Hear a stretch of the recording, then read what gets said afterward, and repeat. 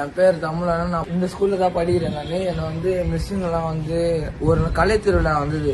கலை திருவிழா வந்தது பறை வாசித்தல நான் சேர்ந்துருந்தேன்.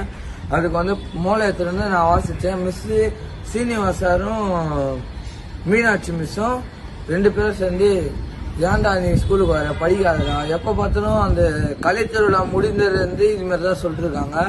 அப்புறம் நான் ஸ்கூலுக்கு போனால் கிளாஸில் சேர்க்கறது இல்லை, சட்டையை அவுத்து செக் பண்ணுறாங்க, ஏதோ பண்ணுறாங்க. அவங்க அசிசமாக வர பேசுகிறாங்க. அவங்க அப்பா செய்கிற வேலைக்கு போடா. எங்கள் அப்பா வந்து மயானத்தில் ஒர்க் பண்ணுறாரு.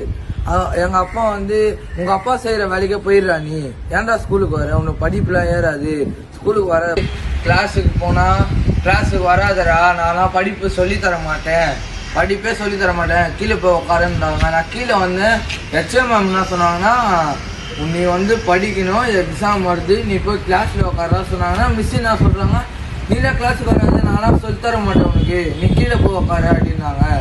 அதுக்கப்புறம் இது வேறு சொன்னாங்க. அதுக்கப்புறம் மிஸ் என்ன சொன்னாங்கன்னா, HM மிஸ் என்ன சொன்னாங்கன்னா, மேலே போயிட்டு படுறான்னு சொன்னாங்க. படுறான்னு சொல்லிட்டு போய் சட்டையெல்லாம் ஊற்றி செக் பண்ணுறாங்க. மிஸ்ஸு சட்டையை ஃபுல்லாக ஊற்றுட்டு உடம்புலாம் காமிச்சிட்டு இங்கே பேண்ட் ஃபைட்டில் செக் பண்ணி வாட்சை பிடிங்கி தூக்கி அடிக்கிறாங்க ஓரமாக. அப்புறம் அடிக்கிறாங்கங்க.